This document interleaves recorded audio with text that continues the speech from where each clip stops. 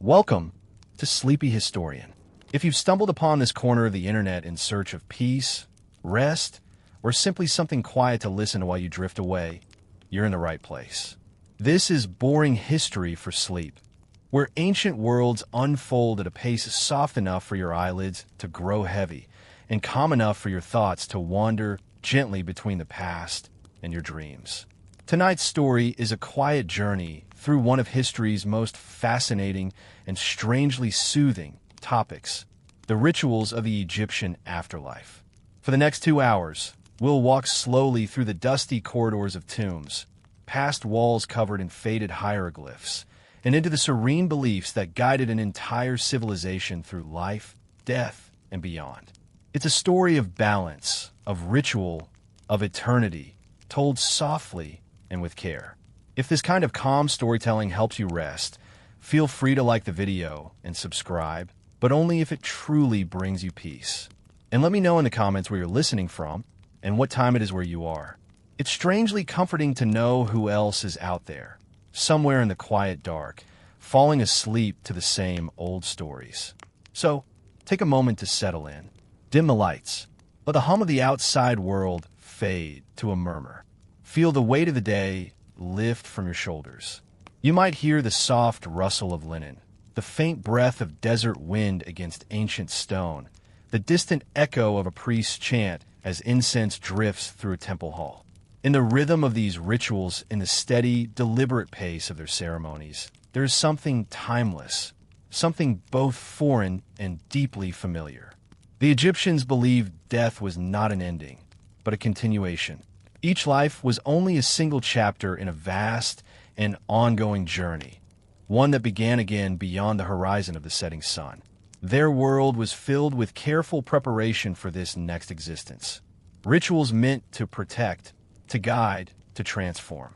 And tonight, we'll explore those rituals in quiet detail. The daily lives that led to them, the people who performed them, the mysteries they left behind, and the ways these ancient beliefs reflected their vision of eternity. You'll notice the gentle repetition, the calm rhythm, the lulling motion of words, all intentional, all designed to carry you, like the slow current of the Nile, towards sleep. So breathe deeply. Imagine yourself in the soft, golden light of ancient Egypt. The air is warm, filled with the scent of dry reeds and faint myrrh. Somewhere, far away, a temple bell sounds and the journey begins. Imagine waking beneath the rising light of the Egyptian sun. The horizon glows with soft amber, and the first heat of day begins to ripple through the air. The Nile flows quietly nearby, steady and unhurried, much like the rhythm of the people who depend upon it. For most ancient Egyptians, life unfolded along this vast, life-giving river, where routine was sacred and each action, no matter how small, seemed to echo the order of the cosmos. The homes were simple, walls of mud brick, cool to the touch, holding back the day's heat. The air inside smelled faintly of baked earth and rush mats. In the earliest hours, women ground grain with rhythmic motions, the soft scrape of stone against stone marking time like a heartbeat. The sound of a wooden door creaking open, a child's sleepy murmur, the distant call of an ibis carried by the breeze. Daily life, though modest, was guided by beliefs far larger than the visible world. Each gesture, drawing water, baking bread, lighting oil lamps, was a quiet form of devotion. Life was not divided between sacred and ordinary. Every act existed within the great cycle of Ma'at, balance, order, and truth. To the Egyptian mind, harmony with nature and the gods was as essential as the Nile's flood. Men left for the fields early, walking barefoot along dusty paths bordered by papyrus. The ground was warm, but not yet burning. They carried wooden tools, hoes, sickles, baskets woven from reeds. Some led oxen, patient and slow, while others sang work songs in low voices to keep time. The smell of wet soil, freshly turned, mingled with the faint sweetness of growing grain. Above them, the sky was a pale blue sheet stretching endlessly toward the desert. The rhythm of their labor matched the rhythm of their faith. The flood, the planting, the harvest, all reflected the eternal pattern of life, death, and renewal. In this rhythm, one could almost sense the logic of the afterlife, that every ending was a beginning, every setting sun a promise of return. At midday, the world shimmered. The air wavered with heat, and the Nile itself seemed to blur into the horizon. People rested in the shade, sipping water from clay jars, their hands dusted with earth. Conversation was gentle, practical, about weather, tools, family. Even in these moments, their minds were often on eternity. To them, preparing for the afterlife began not with death, but with the steady practice of living rightly. As evening approached, shadows lengthened across the land. Women kneaded dough, scented with honey and coriander. Fires flickered in small clay hearths. The hum of insects rose as night descended, bringing a cool relief after the day's blazing sun. Lanterns glowed faintly, casting amber halos across courtyard walls. The family gathered, parents, children, sometimes grandparents too, sitting cross-legged on mats of woven palm. They ate bread and onions, fish from the river, and small fruits when available. Their talk was slow, unhurried. Stories drifted between generations, tales of gods, of pharaohs, of how the stars themselves watched over their fates. For them, death was not something to fear, but something to prepare for, much like the changing of seasons. Just as the river rose and fell, so too would each soul journey onward, guided by divine order. Their lives, though humble, were a rehearsal for eternity. As night deepened, the household grew still. The moon shone softly through the open roof, illuminating the sleeping faces below. Somewhere a dog barked faintly. The air smelled of cooling dust and jasmine. And above it all, the stars glittered, silent witnesses to thousands of lives lived in rhythm with both the earth and the beyond. You might imagine yourself there, lying beneath that vast sky, feeling the warmth of the day still lingering in the air. The quiet hum of life surrounding you. Every sound, every breath, part of a pattern as ancient as time itself. From this peaceful simplicity, we begin to sense how their daily existence was not merely survival, but preparation, a life lived with eternity in mind, where even the smallest moments were tied to the grand design of the afterlife. The Egyptians believed that to live in harmony was to build a soul strong enough to cross into the next world. And in this first glimpse of their world, in the dust, the sunlight, and the rhythm of their labor, we can almost hear the echoes of that eternal promise, that nothing truly ended, only transformed. As dawn broke each day over the Nile, the entire world seemed to move in rhythm, not only with the turning of the sun, but with the unseen cycles that governed both heaven and earth. The Egyptians did not separate their labor from their faith. To them, plowing a field or offering a prayer were acts born from the same devotion. Every task carried a sense of the sacred. Picture a craftsman in the shade of a workshop, carefully carving a small statue of Osiris from a piece of dark wood. His tools are simple, a chisel, a knife, a smoothing stone, but his concentration is absolute. The faint scent of resin and sandalwood drifts through the air. Nearby, apprentices watch in silence, mimicking the master's movements. In this quiet labor, there's a form of worship. To create something enduring, even small, was to touch the edge of eternity. Across the river, in a field where reeds sway, another man tends to the water channels that keep the crops alive. The irrigation ditches glimmer faintly in the sunlight. Each handful of soil, each adjustment to the flow of water, connects him to Happy, the god of the Nile's flood. When he works, he does not think only of the harvest, but of balance, of keeping order in a world that depends upon it. The temple, too, was alive with movement, though of a slower kind. Within its tall stone walls, priests moved deliberately, their linen robes whispering as they passed through the colonnades.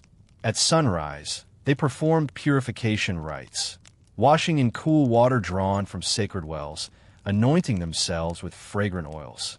The sound of chanting echoed softly against the temple pillars, a rhythm that had not changed for centuries.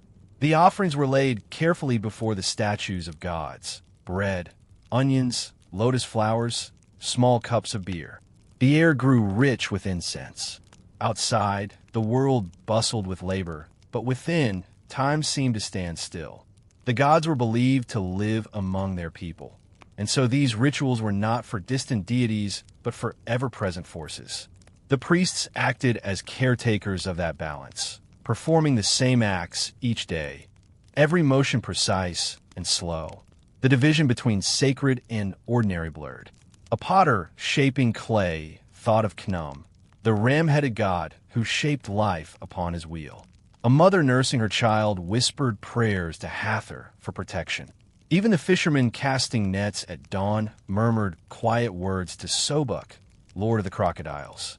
To live in ancient Egypt was to exist within a world constantly watched and sustained by unseen powers. By midday, life pulsed gently across the settlements, markets opening near shaded courtyards, merchants calling softly, donkeys carrying baskets of dates and grain. The chatter of voices mixed with the calls of birds, and the wind rustled through palm leaves. Everything carried the sound of a civilization in quiet motion, as if the entire land moved to a single, steady heartbeat. As the sun reached its height, work slowed. People sought shade beneath woven awnings or by the riverbank. Fishermen mended nets while talking quietly. In the cool dimness of homes, children dozed and women prepared evening meals. The smell of roasting barley drifted through the air. Later, as the light softened, the sense of calm deepened. Those who had worked the fields returned, their feet dusty, their faces marked by the day's warmth. They washed in the river, not hurriedly, but with care, letting the cool water cleanse more than their skin. It was both refreshment and renewal, an unspoken echo of the purifying rituals carried out by priests in the temples. At dusk, the village changed once more. Lamps were lit. The sound of flutes drifted from a distance. Small shrines built from stone or wood flickered with offerings, flowers, food, sometimes a single flame.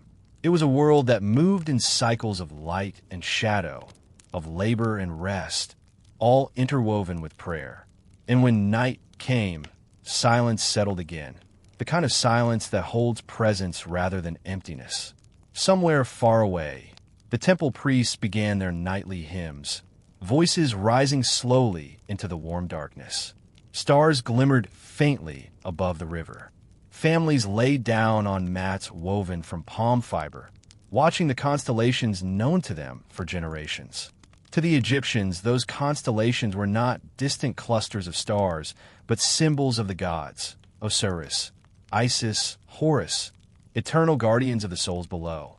To look at the night sky was to be reminded that life continued endlessly beyond the limits of time and flesh.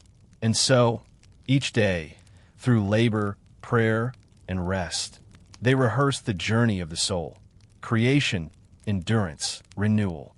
It was a rhythm that comforted them, just as it might comfort you now, listening in the quiet dark. Their days flowed gently, like the Nile itself, patient, unending, always returning. Perhaps, if you listen closely, you can still hear it: the whisper of the river, the soft murmur of chants carried by the evening wind, the rhythm of life and worship still flowing somewhere in the memory of the earth.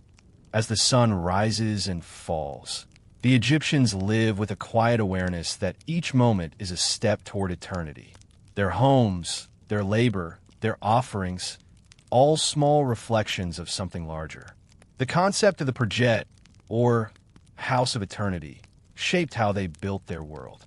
Even ordinary dwellings echoed the form of tombs, the same symmetry, the same reverence for alignment with the stars. Imagine the faint morning light entering a craftsman's courtyard. He kneels beside a low table, painting a wooden panel meant for a tomb. His brush moves slowly, tracing lines of blue and gold, colors that spoke of divine rebirth and celestial permanence. Each stroke is deliberate, unhurried. The paint glistens in the sunlight, then dries into soft matte hues. Nearby, a pot of incense burns faintly, and the smell of resin mixes with the morning air. Every household, no matter how modest, holds its own small shrine. It might be no more than a clay niche in the wall, adorned with offerings, bread, flowers, a cup of cool water. These acts, performed daily, remind the living of their place in a cosmic order. A person's duty was not simply to exist, but to live in harmony, to uphold Ma'at. In doing so, they prepared themselves and their loved ones for the long journey that would follow death. The Egyptians often spoke of life as a path across the floodplain, from the land of the living to the land beyond the western desert, where the sun set each day. Death was a crossing, not a loss. The tomb, far from being a place of sorrow, was a continuation of home. They called it a projet because it was believed to last forever, the house built not for years, but for eternity. In village life, that idea was woven quietly into everything. Children learned early about the rituals that guided the dead. They helped their parents prepare offerings during festivals for ancestors, bowls of grain, figs, and beer placed carefully near family tombs. The air during these times was filled with the gentle murmur of prayers, mixed with laughter and conversation. To remember the dead was to keep them alive, and so memory itself became an act of devotion. When illness came, it was met with both practical care and spiritual attention. Healers mixed herbs, mint, honey, myrrh, their movements steady and confident. They whispered words to invoke protection from Sekhmet, the fierce goddess of health and vengeance. Even in fear, the people trusted that order would be restored. The gods were not distant judges, but familiar presences woven into every corner of life. Each aspect of existence was a rehearsal for eternity. The carpenter shaping wood for a coffin thought of it not as a box for decay, but as a vessel for transformation. The farmer who watched the Nile flood each year saw in that cycle a reminder that even after death, renewal awaited. The scribe who copied hymns on papyrus believed his words would travel with the soul, ensuring safe passage beyond the veil. At night, in the quiet after the day's work, families might sit beneath the stars and speak softly of the West, the land of the setting sun, where the souls of the righteous would journey to the field of reeds. This paradise, they believed, mirrored the life they already knew. Fields fertile and endless, cool waters flowing, peace everlasting. The thought was comforting. Death, then, was not to be feared, but embraced as part of the same eternal rhythm. Even the architecture of their homes carried that symbolism. The main doorway often faced east, greeting the sunrise, a daily affirmation of rebirth. The tombs, by contrast, looked westward toward the realm of the afterlife. This symmetry between living and dying created balance. Each home a reflection of the other, each sunrise a promise of continuation. In this way, the mundane became sacred. Grinding grain, washing clothes, sweeping floors. These were not trivial chores, but gestures of alignment with the divine order. The hum of the millstone, the sound of footsteps on clay, the steady rhythm of daily work. All were echoes of cosmic harmony. As the night deepens, you might imagine yourself sitting by an oil lamp in that distant time. The air is still, carrying the faint sound of insects outside. A half-finished amulet rests on the table, shaped like an ankh, the symbol of life. Its form gleams softly in the lamplight, casting a tiny shadow that sways gently with the flame. In this small, quiet space, you sense what the Egyptians must have felt, that every breath, every act was part of the endless dance between this world and the next. And as sleep draws near, the connection becomes clear. To them, life and afterlife were not opposites, but a single continuous current, one that flowed beneath the same stars you see now. The same stars they once mapped upon tomb ceilings, believing their loved ones would rise among them forever.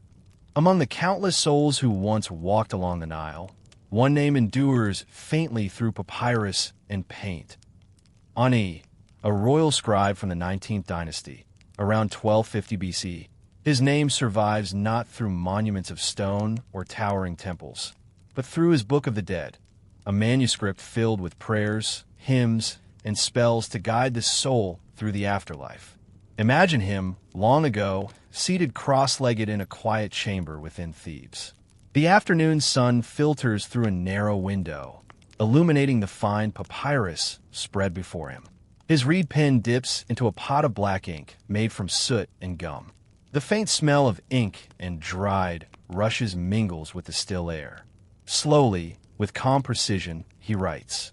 Each hieroglyph forms a bridge, a link between this world and the next.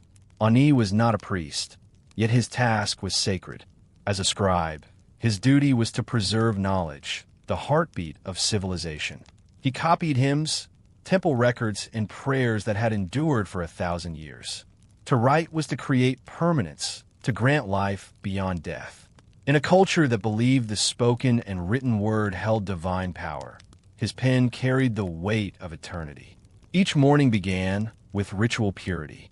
He would wash his hands in cool water, light incense to Thoth, the god of wisdom and writing, and whisper a quiet invocation before beginning his work.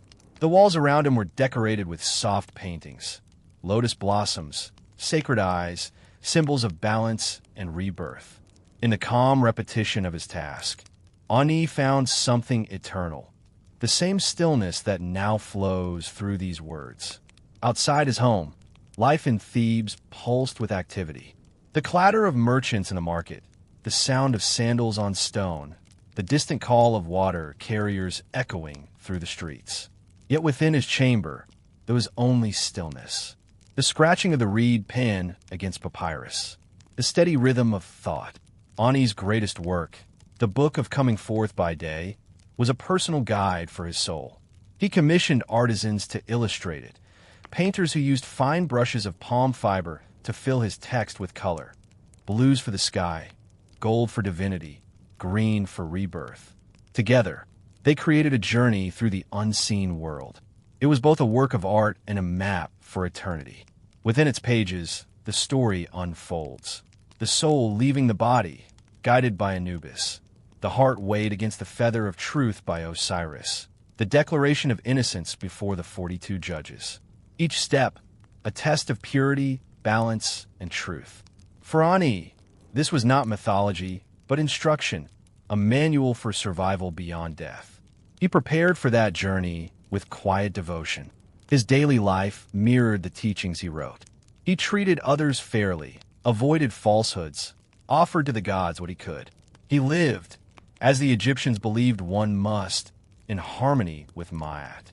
For when the heart was placed on the scales, it was not wealth or fame that mattered, but the balance of truth within the soul.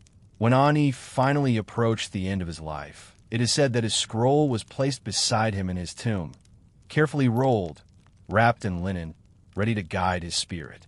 The tomb itself was modest compared to those of kings, but within its stillness, the same prayers were spoken.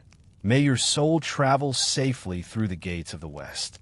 May your heart be light as the feather of truth. It's remarkable to think that more than 3,000 years later, his words still survive, the faint marks of ink on fragile papyrus, preserved against all odds. His name, his handwriting, his belief in eternity, all carried forward through time, whispering gently across millennia. Imagine holding that ancient scroll, the surface delicate, yet alive with meaning. Each symbol speaks not only of gods and rituals, but of one man's hope, that death was not the end, but the beginning of another long, peaceful journey. The Egyptians believed that remembrance itself gave life. As long as a name was spoken, the soul endured. So, as we speak Ani's name now, softly, slowly, we take part in that same ritual of remembrance. In that sense, you and Ani are not so different. Both part of the same unbroken thread that connects the living to the past, the mortal to the eternal. He wrote so that his memory would not fade. And here, in this quiet moment, it hasn't. The chamber fades. The pen rests. The river flows. The scroll remains, waiting to be read by another set of eyes in another age. And through it, Ani's calm devotion continues, undisturbed by time. When Ani's time in the world of the living began to draw to its quiet close, preparations for his journey into the afterlife unfolded with the same care and precision that shaped his daily work. To an ancient Egyptian, death was not an abrupt end, but a carefully managed transition, one that required both devotion and order. Imagine the city of Thebes under the gentle haze of late afternoon. The air hums softly with heat. The river glints gold beneath the sinking sun. Workers and artisans move deliberately along the dusty paths leading toward the west, the land of the setting sun, the land of the dead. It was there, in the desert hills beyond the fertile plain, that Ani's house of eternity would be built. The site chosen was modest, but sacred. The walls of the cliff held the dust of countless others who had made the same passage before him. The sound of chisels tapping stone echoed through the air, a rhythm both laborious and strangely serene. The builders worked in silence, aware that their task was more than construction. It was the shaping of a soul's eternal home. Within the tomb, space was carved deliberately. The burial chamber, the offering hall, and the small passageway linking them. The smell of fresh-cut limestone hung in the air, dry and sharp. Scribes oversaw the inscriptions, reading each line carefully as artisans etched the hieroglyphs with measured patience. On the walls, scenes from the Book of the Dead came to life in pigment and form. Ani standing before Osiris, his heart weighed against the feather of truth, his wife, Tutu, offering prayers beside him. The colors were rich but gentle, ochres, blues, and faint traces of gold leaf. When the light of oil lamps flickered across the painted walls, the images seemed to breathe softly, as though the gods themselves moved within the stone. Each scene held purpose. Each gesture told a story of transformation. Outside the tomb, carpenters shaped the wooden coffin that would cradle Ani's body. The wood, likely imported cedar, was sanded until smooth, then painted with symbols of protection: the eye of Horus, the winged scarab, the jed pillar for stability. These were not decoration, but sacred assurances that his body would endure, that his soul would find its way. The embalmers worked with quiet respect. They spoke prayers as they wrapped the linen, each layer marking a step toward eternity. The body was not seen as a mere vessel, but as the necessary anchor for the soul's journey. Preservation was a sacred art. The body needed to remain whole, so that the spirit, the Ka, could recognize it in the afterlife. As the days passed, the tomb filled slowly with the symbols of eternal life: jars of oil and perfume, food offerings, amulets placed among the wrappings, and finally, the scrolls containing his Book of the Dead. One might imagine the air growing heavy with the scent of incense and cedar oil. The voices of priests murmured in measured cadence, their chants drifting into the desert wind. When the work was done, the ceremony of sealing began. Family members gathered near the entrance, their linen garments rustling softly. The priests recited hymns to Anubis, opener of the ways. Ani's coffin, now complete, was carried gently into the chamber. In the torchlight, the painted eyes on its lid seemed to gaze calmly toward eternity. Before the final stone was set, one last ritual took place: the opening of the mouth. A priest touched a ceremonial blade to the lips of the statue representing Ani, symbolically restoring his senses, allowing him to speak, eat, and breathe in the world beyond. It was not done in haste. Each gesture was deliberate, each word ancient and familiar. Then silence. The entrance was sealed. The chants faded into the wind. The desert swallowed the sounds of the living, and Ani's soul was believed to begin its long, radiant passage toward the western horizon. Above the tomb, the sky deepened into violet dusk. The first stars appeared, shimmering faintly over the cliffs. Far below, the river continued to flow, reflecting the same constellations that the Egyptians believed were home to their blessed dead. The workers returned slowly to the valley, their torches small and flickering against the vastness of the night. And somewhere, in the stillness of the sealed chamber, Ani's name was written, his scroll beside him, the culmination of a life devoted to balance, to truth, to the quiet preparation for eternity. For thousands of years, the desert kept its secret. The sands shifted, the winds changed, dynasties rose and fell. Yet beneath it all, Ani's tomb remained undisturbed, a perfect reflection of the Egyptian dream, that through order, devotion, and remembrance, the soul might live forever. When the final stone was set and the echoes of human voices faded, Ani's true journey began, not in the desert above, but in the unseen realm below. The Egyptians called it the Duat, the mysterious underworld through which every soul must pass to reach the eternal fields of peace. It was not a place of torment, nor a mere shadow of life, but a realm of transformation. To picture the Duat, imagine a vast landscape that mirrors the world of the living, yet filled with symbols and spirits. Rivers of starlight replaced the Nile, mountains glowed with divine presence, and the horizon shimmered with gates guarded by beings part human, part divine. It was said that 12 great regions made up this underworld, each corresponding to an hour of the night, the journey of the sun god Ra, as he traveled beneath the world before rising again at dawn. For Ani, this path would not be walked alone. His Ba, the aspect of the soul that could move freely, rose like a small bird with a human head, fluttering above the body, curious and cautious. Guided by spells written carefully on his papyrus scroll, the Book of the Dead, Ani knew each passageway, each test, each secret name that must be spoken to pass safely. The journey began at twilight. As Ra entered the western horizon, the soul followed the setting sun, passing through the first gate guarded by serpents of fire. Here, Ani spoke the words, "I know your name. I am pure of heart. Open me the way." The gate opened silently, and the path continued through fields of darkness lit by faint stars. In the second region, he met spirits who carried torches, their light flickering over quiet waters. In the third, he passed over a lake of flame, not meant to punish but to purify.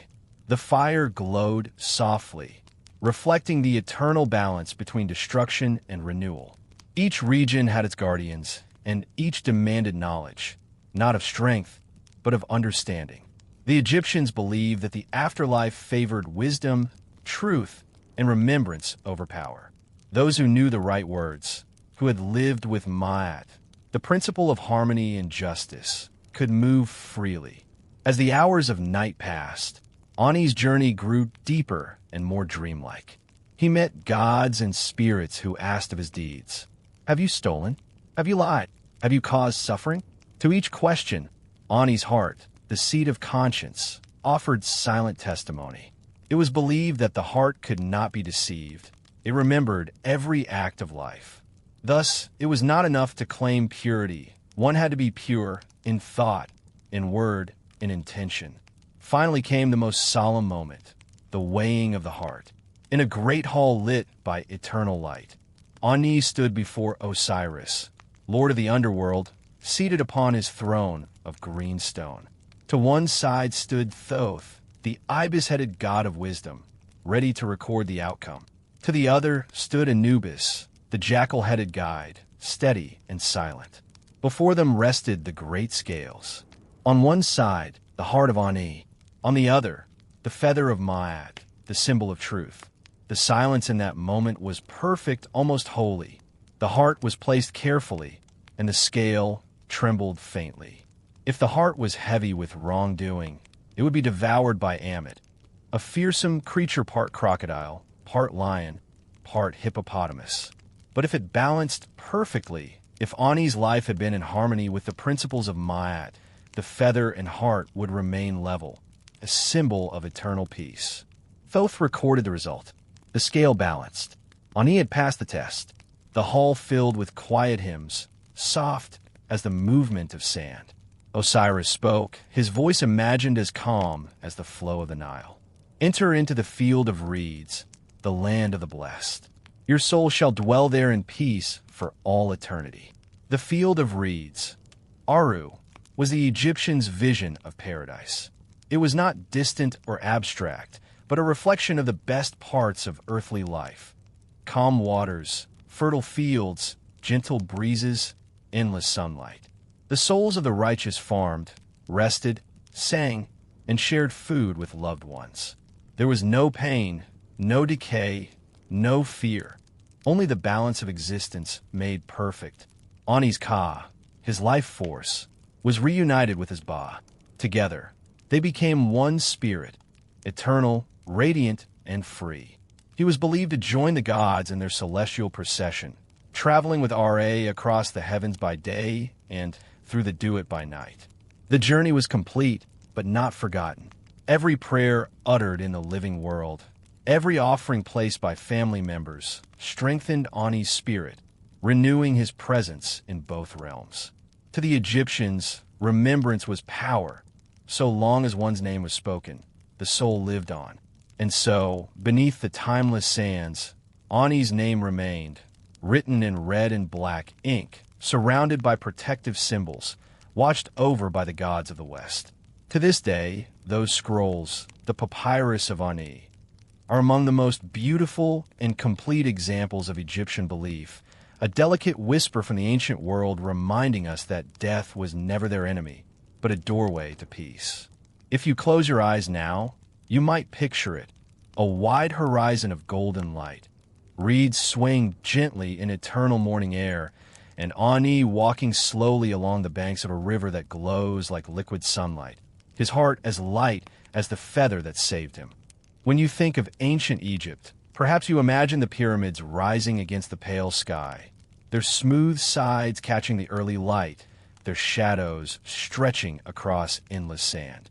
Yet for the Egyptians, these monumental tombs were not merely stone structures. They were sacred machines of eternity, built to guide the spirit beyond the mortal realm. Each temple, each tomb, each carving was part of a vast conversation between the living and the dead. Imagine the slow rhythm of chisels tapping against limestone, the gentle thud of hammers echoing through the valley. Day after day, men worked under the muted heat of the desert sun, their hands rough but steady, their eyes fixed on the task that would outlast their own lives. In Deir el-Medina, the village of artisans near Thebes, entire generations lived devoted to building tombs for kings and nobles. They lived modestly, yet the work they did shaped eternity itself. These workers were not slaves, as some once thought, but skilled craftsmen, painters, stonemasons, and sculptors, who believed that to carve a god's name or paint a symbol of protection was a sacred act. Their hands traced the lines of eternity. Their pigments gave form to faith. They worked in quiet rhythm, guided by ritual and repetition. Within the tombs, nothing was left to chance. The layout was deliberate, a descent into shadow, followed by a slow re-emergence toward light. The walls were covered in scenes from the Amduat, the Book of Gates, and the Book of Caverns, all describing the journey of the soul through the underworld. The ceilings often depicted stars and constellations, a soft mirror of the night sky above. In these painted corridors, one could almost feel the hum of divine order, the sense that everything, from color to symbol, held a precise and sacred purpose. The pigments themselves tell quiet stories. The blue came from crushed lapis lazuli, a stone imported from far beyond the Egyptian deserts. The red from ochre, the green from malachite, the black from soot and charcoal. Every hue had meaning: blue for the heavens, green for rebirth, red for life and energy. Even after millennia, these colors still whisper from the walls, their intensity softened but not gone. And then there was the architecture, geometry married to faith. The angle of a pyramid was not chosen by accident. It mirrored the rays of the sun descending to the earth. The long corridors of a tomb followed the path of the setting sun, leading the spirit westward toward the realm of Osiris. Each doorway symbolized passage, each chamber transformation. Inside, priests would perform the opening of the mouth ceremony, one of the most important rituals in Egyptian religion. It was believed that after death, the senses of the body became dormant. The ritual, performed with precision and calm reverence, symbolically reopened them. A priest, often wearing the mask of a jackal, would touch the mouth, eyes, and ears of the statue or mummy with a ceremonial tool. He would speak words like gentle invocations. May your mouth be opened so you may speak before the gods. May your eyes see the light of the sun. May your body breathe once more. The act was both practical and deeply spiritual. It restored vitality to the deceased, preparing them to speak the spells necessary for their journey through the afterlife. Outside the tomb, families continued to care for their ancestors. Offerings were placed on altars: bread, beer, onions, and small cakes. These were not symbolic gestures. They were genuine sustenance for the soul. Each offering carried meaning: bread for strength, beer for comfort, onions for protection, and water for purity. The act of remembrance was as important as the construction of stone itself. To forget the dead was to let their spirit fade. Temples like those at Abydos and Karnak were dedicated not only to gods, but to the continuity of existence. Their walls bore scenes of processions, priests carrying sacred boats, and worshippers bringing gifts of oil and incense. When read together, these carvings formed a kind of eternal prayer, a plea for harmony between the worlds. At night, these temples rested under the same stars that once guided the souls of the dead. The desert cooled, and the sound of wind moved softly between the columns. The scent of old incense lingered faintly in the air, and in that stillness, one could imagine the gods listening, not as distant powers, but as gentle keepers of balance. Even now, archaeologists move carefully through these ancient spaces, dusting away grains of sand to reveal colors and lines untouched for thousands of years.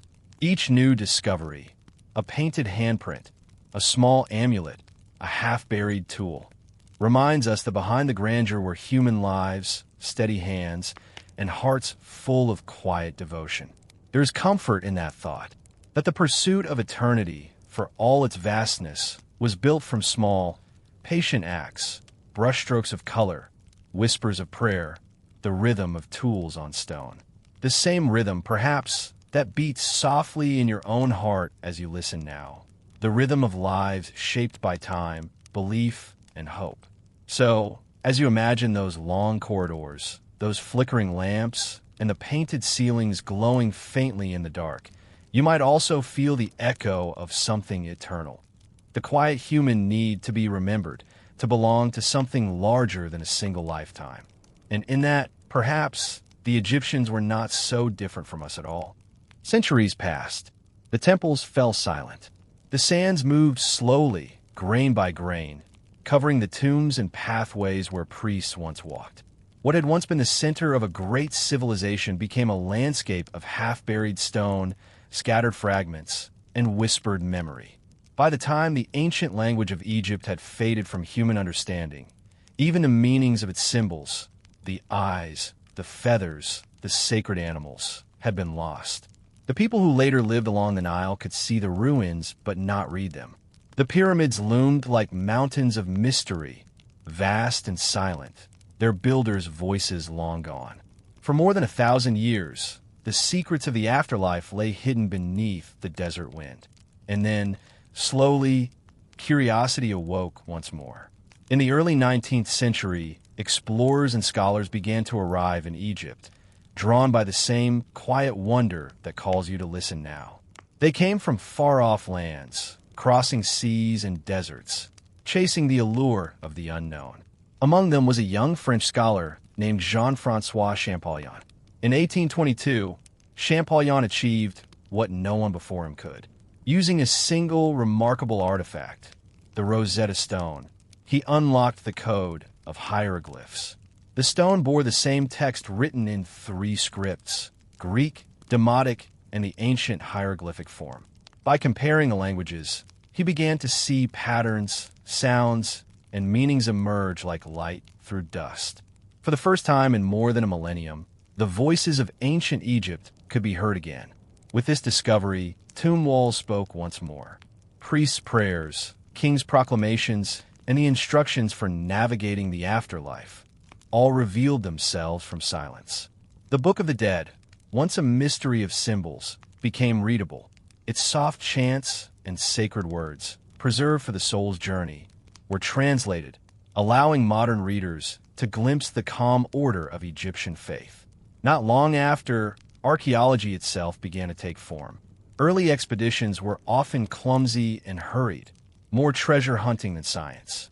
But by the late 19th century, careful scholars began to see the importance of patience, of brushing rather than breaking, of recording rather than taking. One of the most significant discoveries came in 1922, when Howard Carter, an English archaeologist, uncovered the tomb of Tutankhamun in the Valley of the Kings. The moment was slow, almost reverent. After years of searching and doubt, Carter finally saw through a small breach in the doorway. When asked if he could see anything, he replied simply, "Yes, wonderful things." What he saw was not just gold and treasure, but preservation, the stillness of a world untouched for 3,000 years. Jars of oil, baskets of food, chariots, statues, and the young pharaoh's sarcophagus, all resting in the same soft darkness they had known since the day the tomb was sealed. And among these items were scrolls and amulets, echoes of the very rituals we have spoken of tonight. The Book of the Dead was found written on linen wrappings, inscribed on walls, carved into amulets placed upon the chest. Every item, every mark, was a piece of a larger story, a map for eternity. Modern Egyptologists, guided by care rather than conquest, have continued to uncover these pieces. With each discovery, we learn not only about gods and rituals, but about people, their daily fears, their hopes for peace, their tenderness in preparing loved ones for the next world. Even now, when archaeologists open a tomb, the first air that escapes carries with it the faintest scent of ancient incense, an aroma that has waited quietly for thousands of years. It's as though time itself exhales. Today, the study of these afterlife rituals is as much about listening as it is about digging. Scientists use imaging and scanning to see inside sarcophagi without disturbing them. Conservators study pigments and resins under soft light. Linguists still debate the exact phrasing of prayers, finding nuances in every symbol. Each discovery adds a brushstroke to a vast and ever-patient picture. And yet, what remains most mysterious is not what they built, but what they believed. For all our knowledge of their tombs and texts, the Egyptian view of eternity still carries a kind of tranquility that transcends language. It's not about fear or finality, but continuity, a faith that life, like the Nile, flows onward in unbroken rhythm. When you look at an ancient coffin, its surface covered in delicate symbols, eyes watching the horizon, wings outstretched for protection. You can almost feel that rhythm. It's the same calm pulse that runs through the heart of all human existence, a quiet awareness that we are part of something larger, older, and ongoing. Perhaps that is the real secret the Egyptians left us, not hidden gold or secret chambers, but a way of seeing death as an echo of life. Their rituals were not made to end things, but to preserve balance. And in doing so, they gave us an enduring reminder that memory itself is a form of immortality. The archaeologists who kneel in the dust today are not so different from the ancient priests they study. Both bow before time, both work in silence, and both, in their own ways, serve the same purpose, to keep the past alive. So, as the moonlight falls across the ruins of Luxor and the sands whisper through the Valley of the Kings, you might imagine those voices, soft, eternal, still speaking beneath the surface, waiting patiently for someone to listen. And tonight, perhaps, that listener is you. If you stand before a wall of ancient hieroglyphs, in the dim light of a museum or a quiet tomb, the first thing you might feel is silence. Not emptiness, but presence. Each carved symbol seems to hum softly with purpose. Lines and curves intertwine like threads in a fabric woven to last beyond time. To the Egyptians, writing was more than communication. It was creation. To write a word was to make it live. This belief, that symbols hold life forms the core of their culture's endurance. The eye of Horus, the scarab beetle, the ankh, the lotus, each carried meanings layered like sediment at the bottom of the Nile. Even today, we recognize them, often without knowing why they feel so familiar. They have crossed thousands of years and countless cultures, yet their quiet power remains. Take the ankh, for instance, that simple looped cross seen in countless carvings, amulets, and paintings.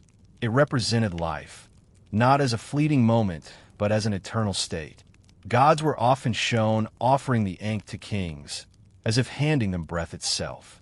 When modern artists or travelers were the symbol today, they participate, knowingly or not, in the same gesture, a wish for continuity, for balance between beginning and end. Then there is the eye of Horus, the wedjat.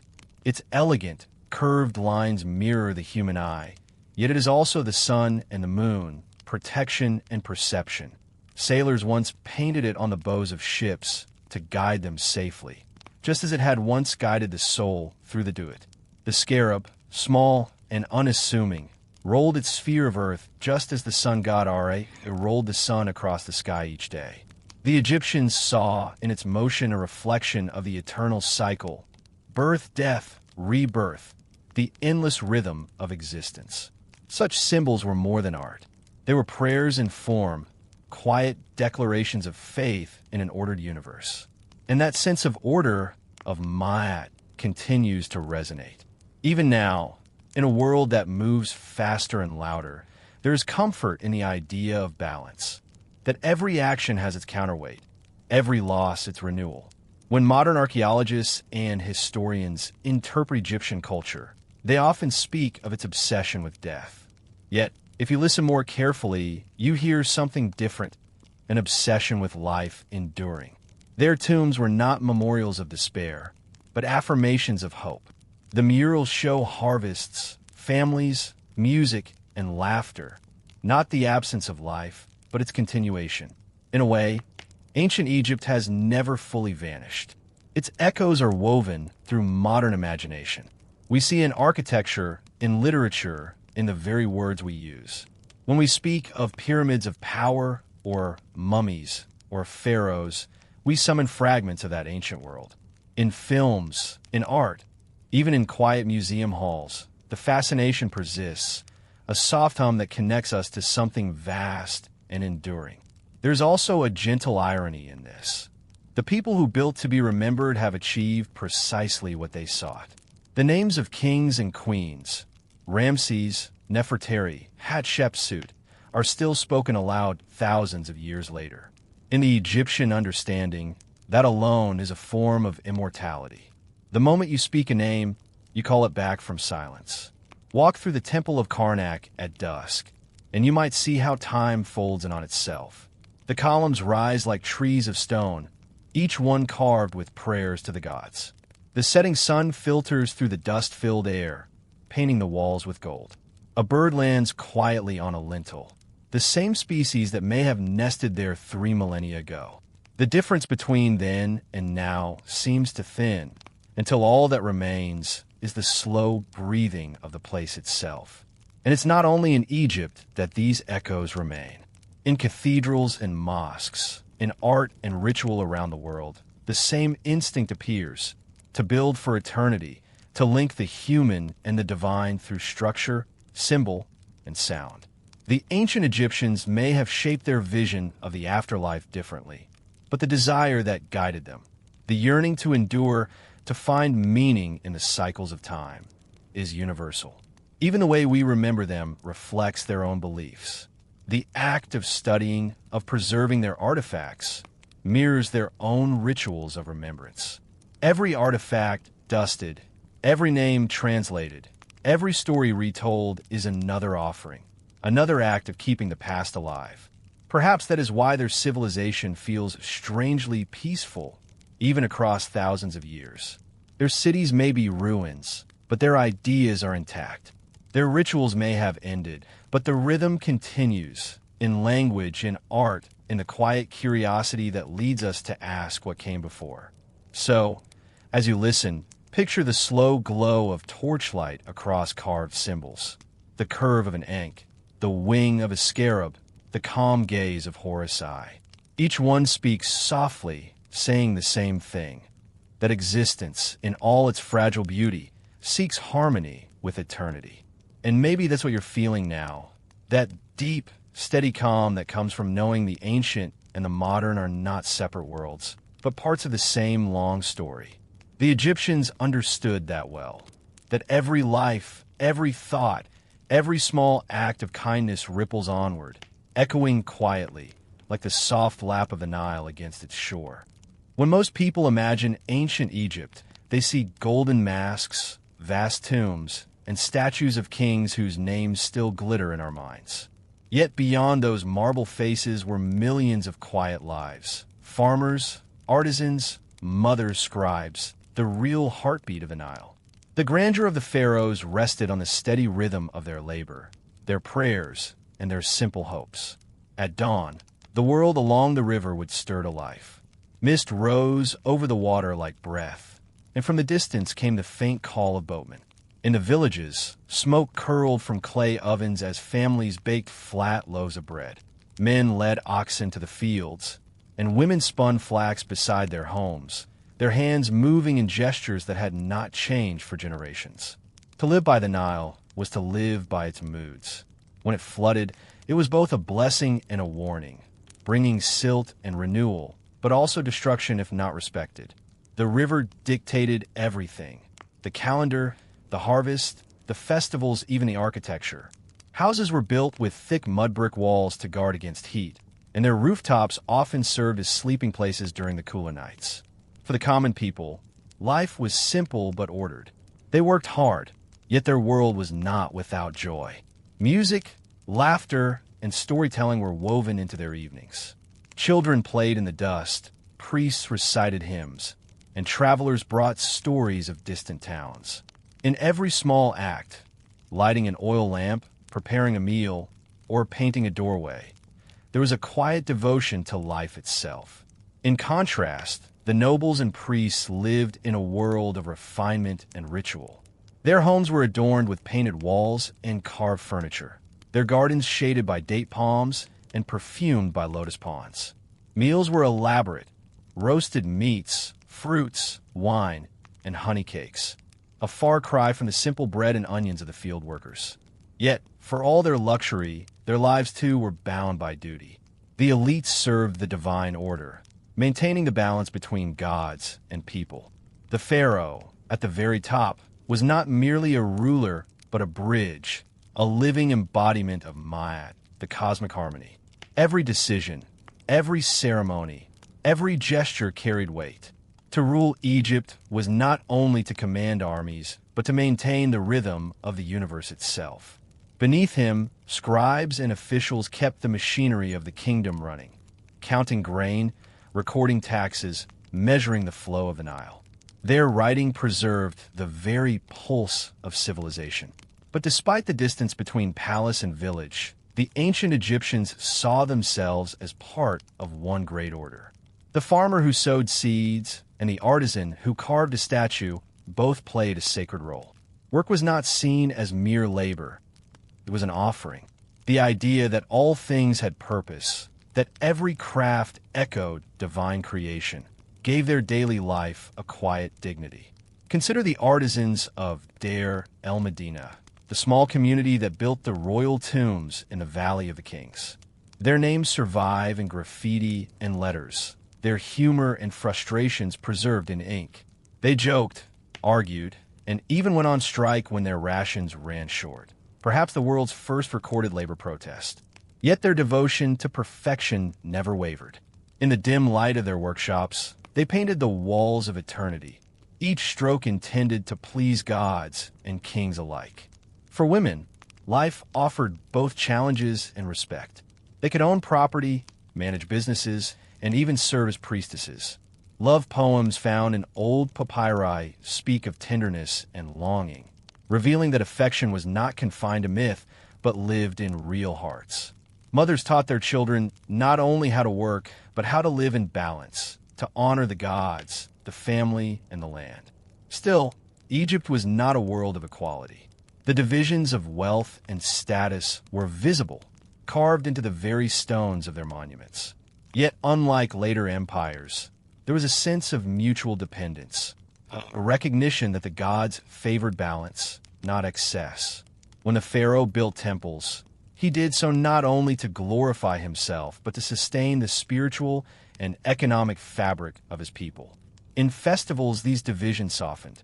The great feasts of the gods, like the festival of Opet in Thebes, brought everyone together. The sacred bark of Ammonius was carried through the streets, and the air filled with music, incense, and laughter.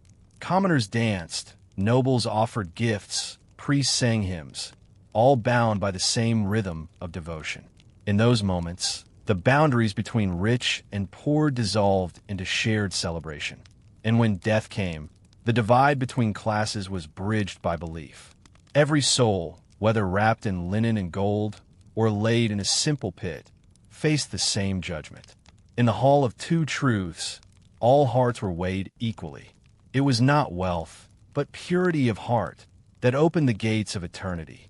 In this way, Egypt held a strange and beautiful equality, not in life but in death. The peasant who tilled the soil and the queen who ruled from a palace both sought the same thing: to be remembered, to be renewed, to live again beneath the sun of the afterlife. So, as we walk through their ruins today, we are not just looking at temples and tombs. We are looking at the work of millions of hands. Hands that shaped mud, carved stone, wrote prayers, and wove linen. Each one left a trace, a small mark of existence. Together, they form a vast, quiet chorus that still hums across time. When the wind passes over the sand at dusk, it carries that sound. The murmur of lives once ordinary, now eternal. And perhaps, if you listen long enough, you might hear them too. The voices of the many who built the dreams of the few. Even in a world ruled by gods and order, the people of Egypt understood joy. Life was meant to be savored in the shade of palm trees, at the sound of flutes, or in the fragrance of newly baked bread drifting from an open courtyard. Though we often imagine their world as solemn, filled with ritual and duty, it was also a place of celebration, of laughter, of music that carried over the water long after sunset. Festivals were the heartbeat of Egyptian society. They marked the seasons, the flooding of the Nile, the birthdays of gods, and the renewal of kingship. For a few precious days, work slowed, rules softened, and life expanded in a shared delight. Across towns and temples, people gathered, nobles and peasants alike, to eat, dance, and pray together beneath the unchanging sky. One of the grandest of these was the festival of Opet, celebrated in Thebes. It was a time when the god Ammonius, along with Mut and Khonsu, was carried from Karnak to Luxor in a sacred procession. The bark, gleaming with gold, was paraded through streets lined with offerings and song. For the people, it was a vision of divine presence, a moment when heaven seemed to touch the earth. Imagine yourself there, the air thick with incense and dust, the beat of drums echoing through the crowd. Priests in white linen chant hymns as dancers sway to the rhythm of sistrums and hand clappers. Children watch wide-eyed as the sacred image passes, and somewhere, far off, a breeze from the Nile carries the scent of lotus and myrrh. But not every festival was so grand. In smaller villages, people celebrated the turning of the seasons or honored local spirits. Offerings of beer and bread were made as shrines. Simple songs were sung by the river. It was a rhythm that echoed the heart of the land, joy and gratitude interwoven with labor and faith. Music was more than entertainment. It was sacred language, a bridge between the mortal and divine. Flutes, harps, and lutes played in temples, at feasts, and in homes. In love poems, music became a metaphor for affection. My heart flutters when I hear your voice, like a bird in the sycamore. The same melody that soothed lovers also accompanied prayers to the gods. Even the workers found music in their tasks. Boatmen sang to the current, laborers to the rhythm of their tools, weavers to the pattern of their looms. These songs were not loud or grand. They were gentle, repetitive, comforting. Like the endless motion of the river itself, they carried the people through the weight of the day. Feasting, too, was a cherished expression of life. Banquets brought together family and friends beneath the stars. Mats were spread, lamps lit, and bowls of lentils, figs, roasted fowl, and honey cakes were shared. Beer, thick and slightly sweet, flowed freely. The rich might drink from gold, the poor from clay, but all toasted to the same blessings: life, family, and the hope of peace. At noble gatherings, musicians entertained guests while dancers performed graceful movements, hands weaving through the air like ripples on water. Guests were adorned with floral garlands, and the scent of perfumed oils filled the room. The tone was gentle, not wild, a kind of refined joy, as if pleasure itself were an offering to the gods. Children had their place in this rhythm, too. They played with clay toys, chased each other through courtyards, and learned early how to imitate their elders. Some were destined to follow their parents' trades, while others might become scribes or temple attendants. Their laughter, echoing through the narrow streets, softened the strict lines of Egyptian life. Even moments of humor were treasured. Ancient letters and poems revealed jokes, teasing remarks, and warm affection between friends. Life was not all solemn worship and labor. It was textured, balanced. The Egyptians found beauty in moderation, in the middle path between indulgence and restraint.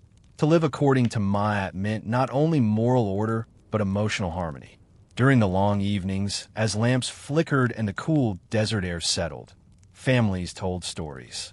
They spoke of gods who argued, lovers who waited, kings who learned humility. These tales, passed from mouth to ear, linked generations like threads in a tapestry. Each retelling softened sharp memories and shaped the past into something gentle, something timeless. The joy of life, for them, was inseparable from the awareness of death. Every festival, every meal, every song reminded them of the cycle of existence. That joy itself was sacred because it was fleeting. May your heart be glad while you live. One old poem advised, follow your desire as long as you breathe. And so they did. Not recklessly, but gratefully. Theirs was not a loud happiness, but a steady, enduring contentment, the kind that lingers like warmth after the sun has gone down. It is this quality, perhaps, that makes Egyptian civilization feel eternal. It was not built only on stone and gold, but on the quiet pleasure of being alive beneath a patient sky. As we imagine their music and laughter drifting across the centuries, it feels almost familiar. Human joy has always sounded the same: soft, fleeting, and deeply comforting. The Egyptians knew that to celebrate life was not to deny death, but to make peace with it. Every song, every smile, every shared meal was a small offering to the eternal balance that governed their world. And as night falls once again over the Nile, the voices fade, the drums quiet. Only the ripple of water and the whisper of reeds remain, carrying, even now, the memory of their joy. When the last torch burned low in the great temples of Egypt, when the hymns faded and the priests' voices fell silent, the world they built did not vanish. It lingered in the rhythm of the river, in the shape of the land, in the memory of stone. The Egyptians never sought immortality through conquest or noise. They found it through stillness, through permanence, through careful devotion to every act that bound their world together. The legacy of Egypt lies not only in its monuments, but in its serenity, the way its people accepted time's slow unfolding. While other civilizations rose and fell in storms of ambition, Egypt drifted like the Nile itself, steady, patient, unhurried. Theirs was not a race toward greatness, but a gradual shaping of eternity, one chisel mark, one brushstroke, one prayer at a time. Imagine standing now in the Valley of Kings. The air is dry and still, the sun resting low on the cliffs. The entrances to the tombs yawn like quiet mouths, each leading into a labyrinth of color and silence. Inside, The walls breathe with painted life, gods and symbols, boats gliding through the underworld, the pharaoh reborn as the morning sun. Every inch speaks of faith in continuity, of a world that did not fear death, but embraced it as part of the eternal pattern. The workers who carved those walls lived in small, sun-baked homes across the valley. They rose with the dawn, shared bread and water, and descended into the rock. There, by the light of flickering lamps, they painted gods they would never meet and names they would never bear. Yet they believed their hands served eternity. They were not forgotten. Their laughter, their signatures, even their arguments are preserved in the plaster they once shaped. Their society was bound together by remembrance. The act of recording, of writing, carving, preserving, was sacred. To name something was to keep it alive. That is why tombs were filled with lists, prayers, and symbols, each one a small anchor against oblivion. Even the humblest stela, a simple stone marker, carried the same message. I existed, I was part of the rhythm. Over centuries, sands buried temples, floods erased fields, and dynasties faded. Yet the traces remained. Archaeologists centuries later would brush away the dust and reveal not ruins of despair, but the quiet persistence of meaning. The paint still glowed. The carvings still spoke. The gods still smiled in their patient, eternal way. Egypt's endurance came from its balance between heaven and earth, order and chaos, life and death. The people did not fight time. They flowed with it. In every sunrise over the Nile, they saw resurrection. In every harvest, renewal. Even decay was not feared, for it was part of the transformation that led back to the beginning. The monuments they left, pyramids, obelisks, statues, were not simply displays of power. They were instruments of memory. The pyramid's sharp lines mirrored the rays of the sun, lifting the soul skyward. The colossal statues that watch over the desert were meant not to intimidate, but to endure, to keep the presence of the divine within reach of the living.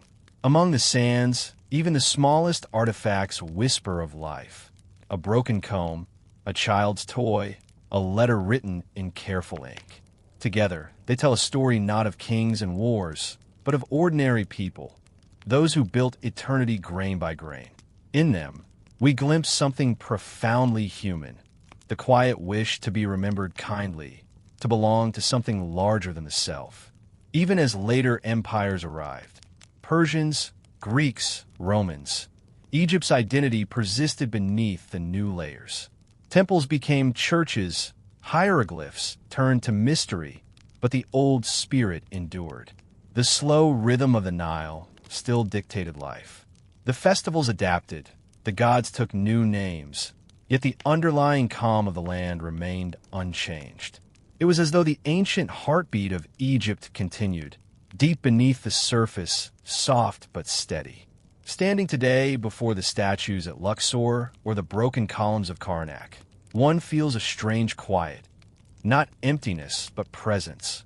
The silence is full.